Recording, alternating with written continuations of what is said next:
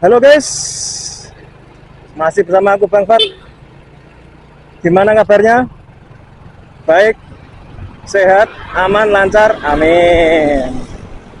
Hari ini kita ada di sekitaran Tanjung Anom ya. Assalamualaikum.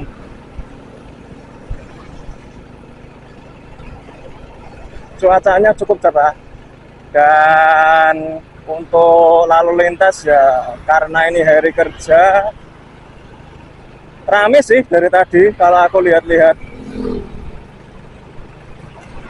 Oke, ini kita mau ke arah Klaten ya guys. Mau ke tempat temen dulu. Tapi ya of course sambil jalan kita ngobrol-ngobrol.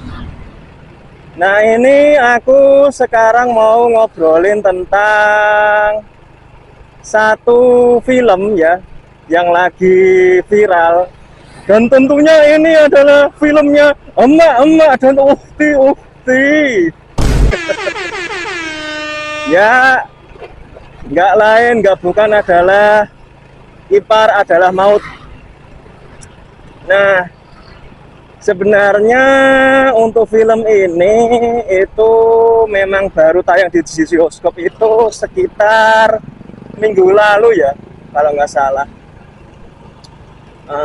Sehingga aku tuh jadi penasaran karena di beberapa ini ya podcast itu kan mereka gencar-gencar banget nih iklan-iklan gitu ya, sehingga memancing aku untuk nonton nih gimana sih sebenarnya alur cerita dari film ini.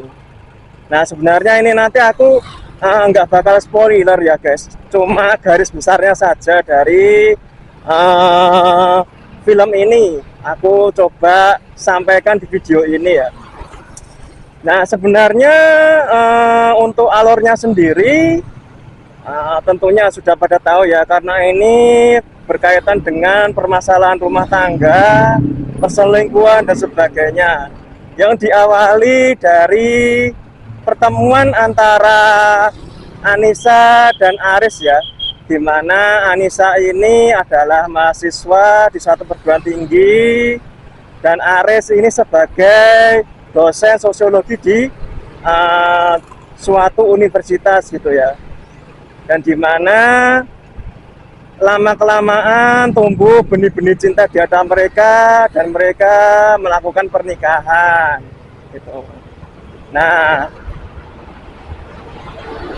semakin ke sini terlihatlah sebenarnya kalau Anissa ini sebagai ibu rumah tangga juga giat ya menekuni usaha di bidang kue ya, yang dia mempunyai toko yang tepat dengan sama dengan tempat tinggalnya ya, yakni di Semarang ya.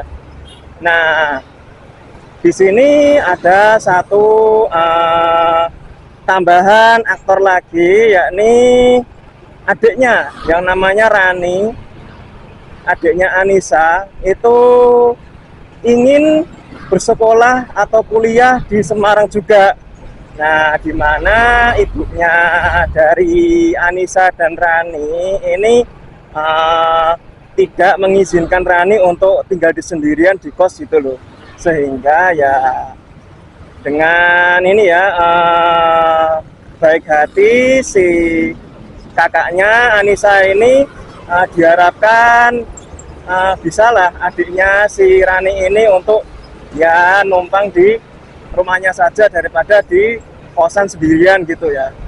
Nah, dan disinilah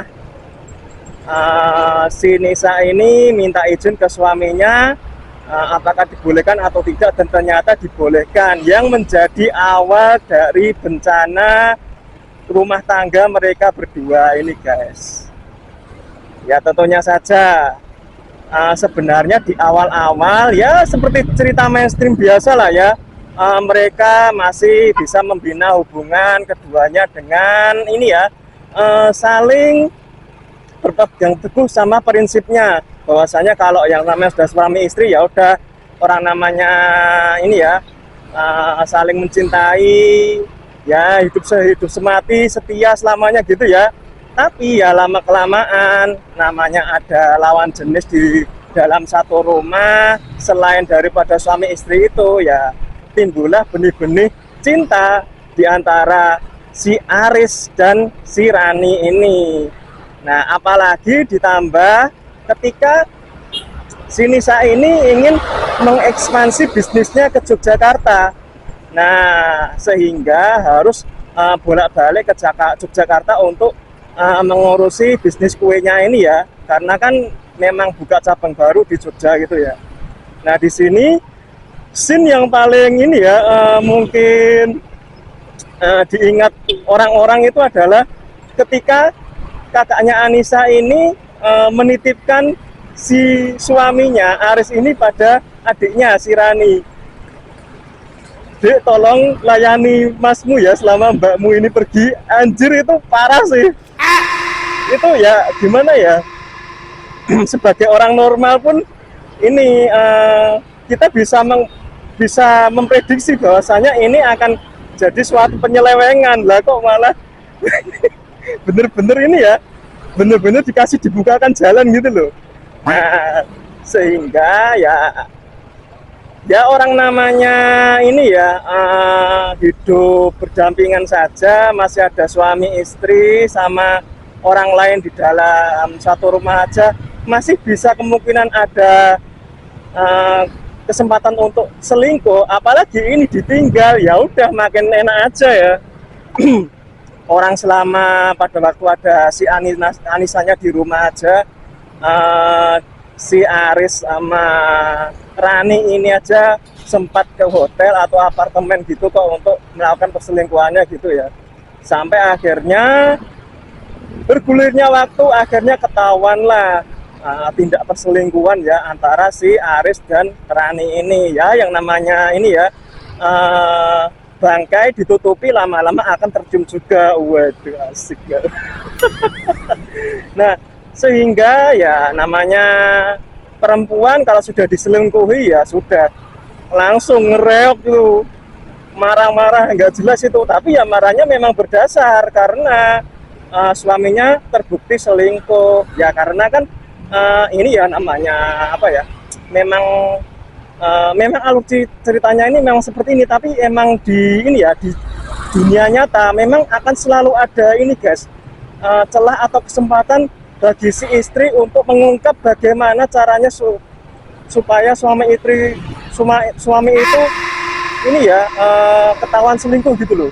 Akan selalu diarahkan sama Tuhan bagaimana bisa untuk mengungkap perselingkuhan mereka gitu loh. Jadi ada aja yang bisa mengungkapkan itu. Nah, kalau di film ini adalah ketika Aris dan Rani itu sedang berduaan di hotel, ditelepon sama Anisanya. Nah, sementara Anisanya sudah selesai nelpon, nah si Arisnya ini nggak bener nih matiin teleponnya, sehingga terbongkarlah perselingkuhan itu. Nah, gitu loh. Dan akhir-akhirnya karena memang sering melakukan hubungan terlarang itu ya, sehingga si Rani pun akhirnya hamil. Dan of course berakhir dengan perpisahan antara si Aris dan Anissa gitu guys. Wah, aku kok malah spoiler nih. Ya sorry guys. Ya intinya itu sih. Tapi gini, menurutku pribadi ya, berkomentar mengenai film ini, ya memang sebenarnya ini kan diangkat dari kisah nyata ya. Dan mungkin kalaupun ini nggak nyata, sebenarnya banyak kok sebenarnya hal-hal yang terjadi seperti ini itu di luar sana, tapi nggak banyak yang bisa nge-spill atau speak up gitu loh. Karena ya memang namanya perselingkuhan dengan adik ipar atau kakak ipar sendiri itu ya kan aib keluarga gitu ya. Sehingga ya mungkin dipendam aja dalam-dalam, ya tahu-tahu pisah gitu aja. Tapi ya kalau memang selama ini aku meyakini bahwasanya ini ya memang bisa terjadi dan pasti terjadi di sekitaran kita guys, cuma kita nggak ngaja. Dan dengan adanya film ini kita bisa jadi agak aware ya dengan istilahnya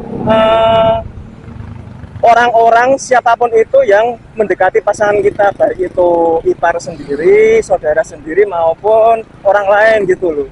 Nah, tapi sebenarnya jangan jadikan film ini menjadi satu ini ya, wujud parno kita terhadap saudara sendiri ya, ataupun teman sendiri, sehingga ini nantinya membuat renggang tali persaudaraan atau tali silaturahmi kita.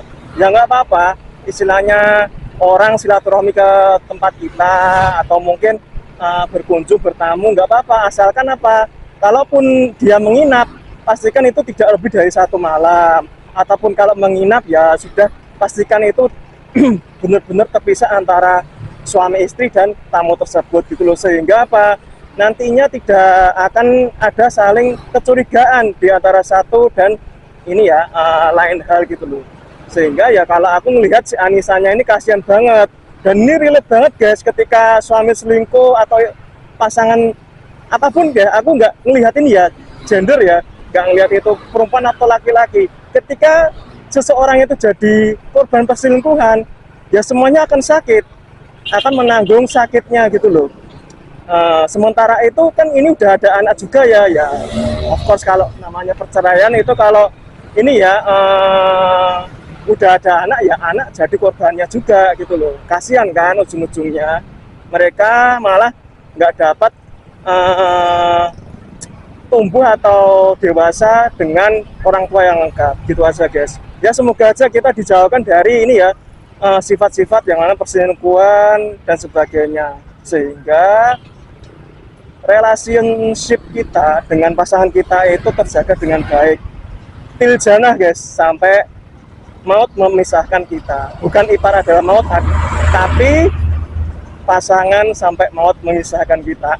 Asik. Yuk, sekian speak upku hari ini. Wah ini rame banget guys. Oke, thank you sudah menemani videoku hari ini. Thank you, see you.